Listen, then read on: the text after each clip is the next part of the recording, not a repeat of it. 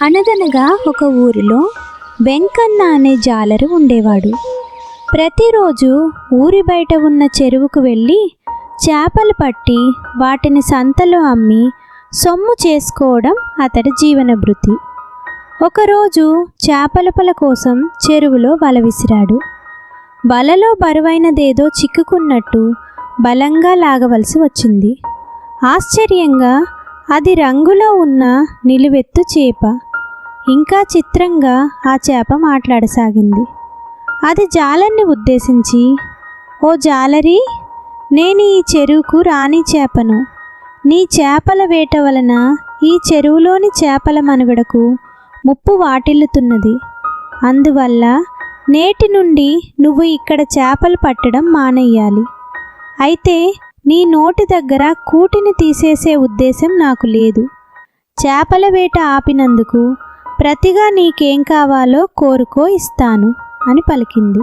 అమాయకుడైన వెంకన్నకు ఏం కోరుకోవాలో అర్థం కాక, నేను రేపు వచ్చి అడుగుతాను అని చెప్పి రాణి చేపను వల నుండి విడిచిపెట్టి ఇంటి దారి పట్టడు. ఇంటికి చేరగానే భార్యకు జరిగినదంతా చెప్పాడు. అంతా విని ఆమె, ఏడ్చినట్టే ఉంది మీ తెలివి. పెద్ద బంగళా, బోలెడంత ఐశ్వర్యం కావాలని అడగక సలహా కోసం ఇంటికొస్తారా?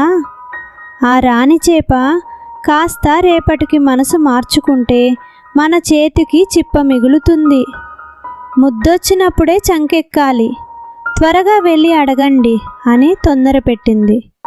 వెంకన్న భార్య కోరిక మేరకు పెద్ద బంగళా, బోలెడంత ఐశ్వర్యం ఇమ్మని అడిగాడు.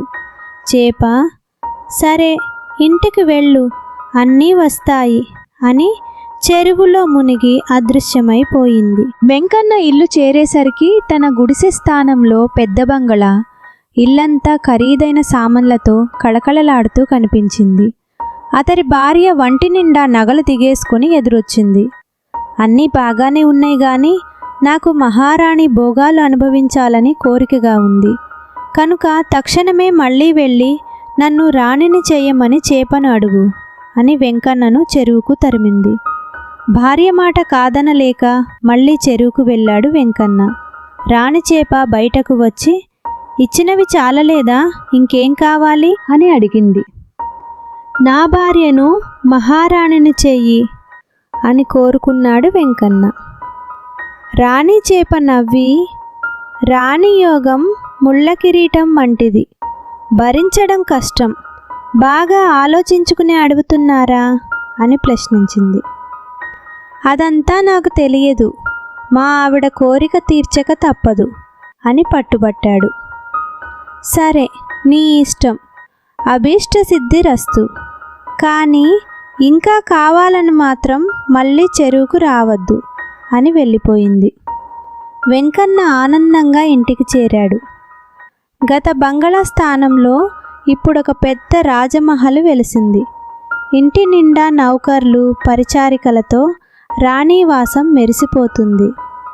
ఇంటి ముందు ప్రధాన ద్వారం వద్ద 2 ద్వారపాలకులు కాపలా కాస్తున్నారు. లోపలకు వెళ్ళబోతున్న వెంకన్నను వారు ఆపేశారు. వెంకన్న అయోమయంగా, నన్నెందుకు ఆపుతున్నారు? నేను ఈ ఇంటికి యజమానిని, లోపల ఉన్న మహారాణి నా భార్య అని చెప్పాడు. మట్టి కొట్టుకుపోయిన దుస్తులతో పేదరికం తాండవిస్తున్న వెంకన్న ఆకారాన్ని ఎగాదిగా చూసి పెద్దగా నవ్వారు ద్వారపాలకులు. చేపలు పట్టేవాడిలా ఉన్నావు, నువ్వు రాణిగారి భర్తవేంటి, పో అని కసిరి పారేశారు. వెంకన్న లబలబలాడాడు. కావాలంటే ఒక్కసారి వెళ్ళి రాణిగారిని కనుక్కుని రండి అని బ్రతిమిలాడాడు. వెంకన్నను వదిలించుకునే దారి లేక వారిలో ఒకరు రాజమహలు పై అంతస్తుకు వెళ్ళి రాణిగారితో విషయం చెప్పడు. ఎవరో అడుక్కునేవాడిలా ఉన్నాడు మహారాణి, మీ భర్తనని బుకాయిస్తున్నాడు, పొమ్మంటే పోవటం లేదు అని విన్నవించాడు. వెంకన్న భార్య ముఖం చిట్లించింది. పై అంతస్తు నుండి ప్రధాన ద్వారం దగ్గర పడిగాపులు కాస్తున్న వెంకన్నను చూసింది. నడమంత్రపు సిరి వలన ధనమదంతో కళ్ళుకు పొరలు కమ్మినట్లు భర్తను పోల్చలేక, చీచి వీడెవడో అడుక్కునేవాడే, తన్ని తరిమేయండి అని ఆజ్ఞాపించి లోపలకు వెళ్ళిపోయింది. ద్వారపాలకులు వెంకన్నను బలవంతంగా మెడపట్టి దూరంగా గెంటేశారు. అవమానంతో దుఃఖం కమ్ముకోగా కాళ్ళెర్చుకుంటూ తిరిగి చెరువు దగ్గరకు చేరాడు.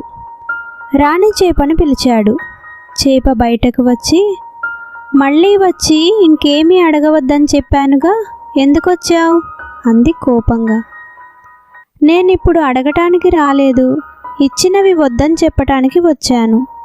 నువ్విప్పటిదాకా ఇచ్చినవన్నీ తిరిగి తీసేసుకో. కట్టుకున్న మొగుణ్ణి గుర్తించలేని ఐశ్వర్యం సుఖమిస్తుందనే నమ్మకం లేదు. చేపలు పట్టటం నీకు అభ్యంతరమైతే కట్టెలు కొట్టుకొని బ్రతుకుతాము. అది కుదరకపోతే కలోగంజో తగలోగంజో తాగి బ్రతుకుతాము. అంతేగాని ఈ నడమంత్రపు సిరి మాకొద్దు అని వేడుకున్నాడు. రాణి చేప నవ్వి, సరే నీకు శుభం కలుగుతుంది, వెళ్ళు అని మాయమైంది. వెంకన్న ఇంటికి చేరేసరికి తన పూర్వపు గుడిసెలో అతడి భార్య కట్టెల పొయ్యి మీద వంట చేయటానికి అవస్థపడుతూ కనిపించింది. భర్తను చూస్తూనే ఆప్యాయంగా, ఇంత ఆలస్యమైందేం, త్వరగా కాళ్ళు చేతులు కడుక్కుని రండి, భోజనం వడ్డిస్తాను అంది. వెంకన్న ఊపిరి పీల్చుకొని మనసులోనే రాణి చేపకు కృతజ్ఞతలు చెప్పుకున్నాడు. ఈ కథ మీకు నచ్చితే లైక్ చేయడం మర్చిపోకండి పిల్లలు. అలాగే మరిన్ని కథల కోసం సబ్స్క్రైబ్ చేసుకోండి. బాయ్.